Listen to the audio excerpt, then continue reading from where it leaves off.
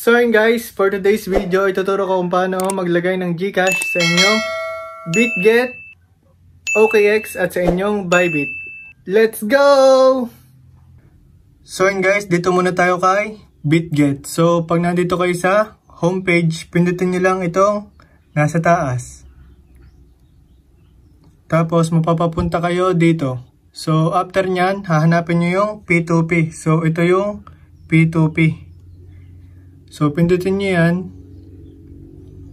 Tapos yan yung mga buy and sell. So dyan ka pwedeng bumili ng mga assets at magbenta ng iyong assets. So after nyan, pindutin mo itong nasa taas, itong tatlong tuldok. Tapos yan, nakalagay dyan ay payment methods. So pindutin mo yan. Yan, nakalagay na yung aking GCash. So ang gagawin mo ay pindutin mo lang itong add. Tapos dapat nakalink yung yan, dyan ay ID verification, tapos yung email mo, tapos yung mobile. Yan, so ilalagay nyo dyan yung inyong number, tapos yung verification code. So yun guys, after nyo malagay yung inyong phone number, pindutin nyo yung add.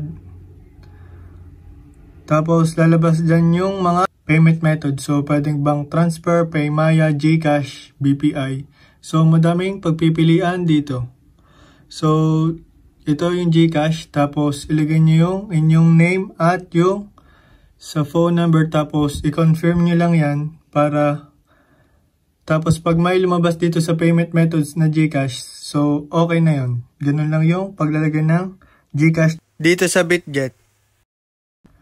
So yun guys, dito naman tayo sa OKX app. So pag nandito kayo ulit sa inyong homepage, pinutin nyo lang ito dito sa taas. Yan, tapos dapat ay verify din ang inyong account. So after nyan, pinutin nyo itong P2P. Yung P2P din yung hahanapin ninyo.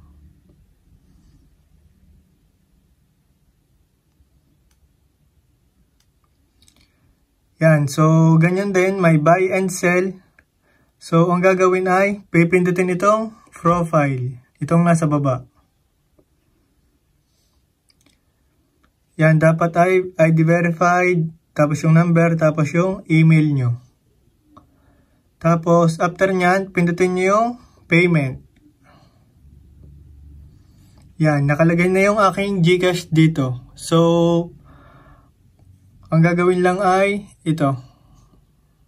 Pindutin nyo yung plus dito sa taas. Yan, dito sa taas. Plus. Tapos, select currency. Ito ang lalagyan nyo dito ay sa Philippine Peso. Tapos, select payment method. Yan, madami ding nakalagay dyan. Pwedeng bank transfer, GCash, Paymaya. So, pindutin nyo yung GCash. Lang. GCash. Yan, tapos yung account name, tapos yung phone number. Yan, nakalagay dyan ay mandatory. So, hindi ka makakapag lagyan ng GCash kung walang phone number. Tapos yung QR code ninyo. Tapos, pindutin mo lang itong add. So, kapag okay na, dapat ay may lalabas na ganito dito sa inyong OKX. Yan, GCash.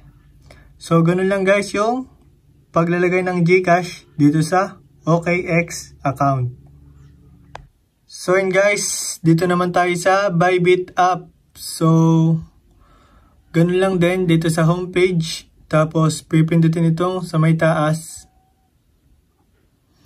Yan, so dapat ay verify din yung inyong account. Tapos back. So dito sa Bybit, dito sa homepage nyo makikita. Pipindutin itong more. Ito.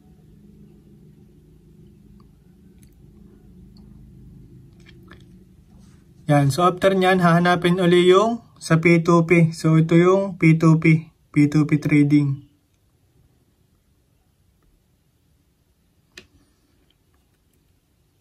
Yan, tapos ganun din, buy and sell. So dito tayo pupunta. Ito, pindutin nyo itong tatlong bilog sa taas. Tapos pipindutin dyan ay yung user center. Yan, tapos Yan, lalabas yan. Tapos dapat ay nakacheck yung email, SMS, yung sa phone number, tsaka yung sa ID. Dapat verified ang inyong account. So, dito tayo sa payment method. Yan, dalawa yung aking nakalagay dyan, yung Maya at yung GCash. So, paano maglagay ng GCash? Pindutin nyo lang yung add a payment method. Yan, tapos pili kayo dito sa taas. Yan, madaming lalabas dito na bank. Mas madami ito kaysa dun sa Bitget at OKX. So, pindutin nyo yung dito, search nyo sa taas, GCash, para hindi kayo mahirapan. Yan, GCash.